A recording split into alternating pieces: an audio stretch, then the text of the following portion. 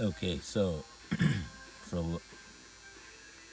saving space, the sake of saving space, you would see it more like a crystal ball, kind of like seeing on the Wizard of Oz with the green witch that they hate.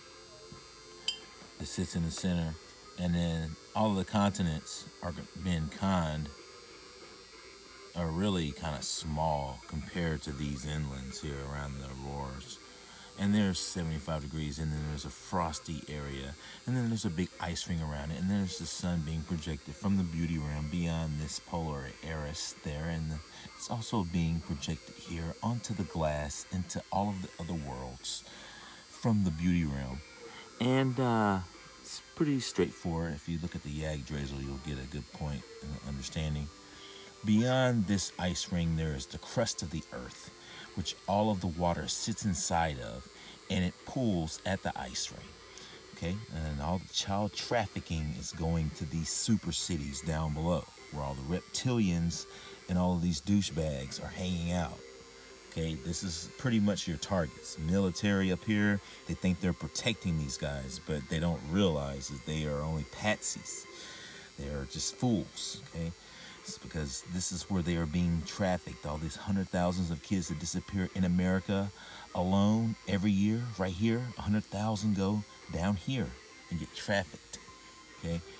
That's what's going on, all right? Now, if you continue down, they tell you, oh, well, that's going on in the center of the earth. We don't want to go to the holiest of holies.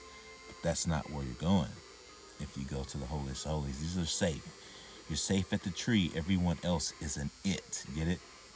Everyone else is a Pennywise, a fictional entity that represents death. Okay, so then and that's when they get their contracts. Oh, we got permission now. And they hit you.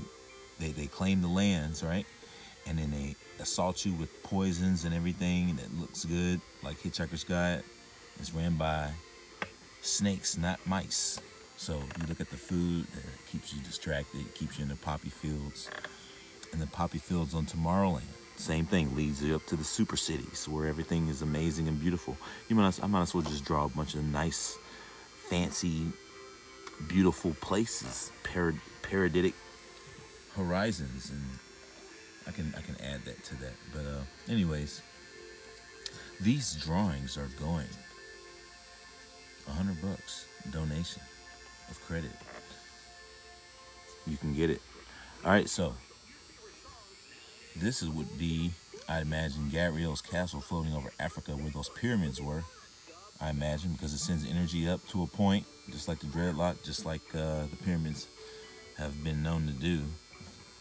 And it pulls energy out of the earth in a mass amount. So if someone wanted to have that energy, they would be stationed over a place where the energy was mass and abundant, which would probably be Africa, right over the Giza pyramids, somewhere in the sky, is a floating castle. Like Stevie Wonder told you, there would be castles in the sky. There's a ribbon in the sky for our love. Blood splatter on the clouds for cannibalism, ladies and gentlemen. All right, so you go through the Polaris, either you jump in like Captain Hatteras or any other pirates that came here into the holiest of holies, into paradise, which I suggest you might visit, but you might not want to stay, because when you realize that the fallen angels went into the hole after they tore it down and made everybody stupid, you'll realize that the way the place works down there, it's a complete ship of fools. You can Google Sharafaland.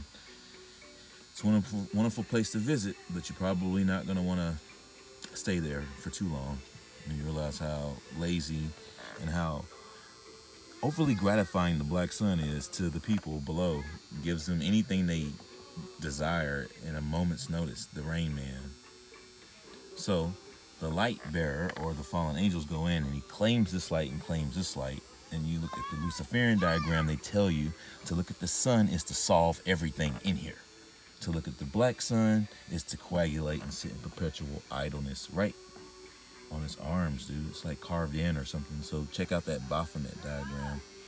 And you'll see that I would probably definitely know that this is true, because I've solved it, because I've been sun gazing.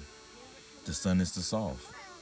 The occultist sun is to really solve. That's why they don't want you to look into the occult sun. When the sun goes into eclipse, they're like, nah, don't look at that. You need to wear glasses. You need to do all this shit. No, that's when you really start solving stuff. So that's also on that diagram, Baphomet diagram. So yep, yep. Chances are it's more like what we've always been knowing, the crystal ball, the gypsy, or the witch, or whoever they want to call this being stares into the crystal ball and sees the future. You can see that on Truth Is Out of Style. 900-Foot Jesus also tells you about that in the video numerous times and disguises her as Shirley MacLaine. But yeah, this is pretty much basically it. This is where all your HAARP is happening. This is where the earthquakes and tsunamis and all this weather that's terrible is taking place. All this water is falling through from that great rift that they ripped through that they told you was the Milky Way. I mean, there's so many different secrets that can be exposed with this diagram just alone. I should build this thing. I should like freaking build it based off of these astral thoughts and projected visions of the knowledge of the ages coming from the light of the world. I should just go ahead and create something cool and just build it so people can really get a good look. But yeah, Tracy Chapman's City Underground tells you about this, discards of your fellow man in the cities underground. All the stuff going on, the HAARP, all that Bob told you about, all the technology they had down there. Check that out. Yep, it's out there on a silver platter. Piece it all together. Until then, this is Grim Nasty, over and out. And then when you get awake, you know the rest. Stay awake.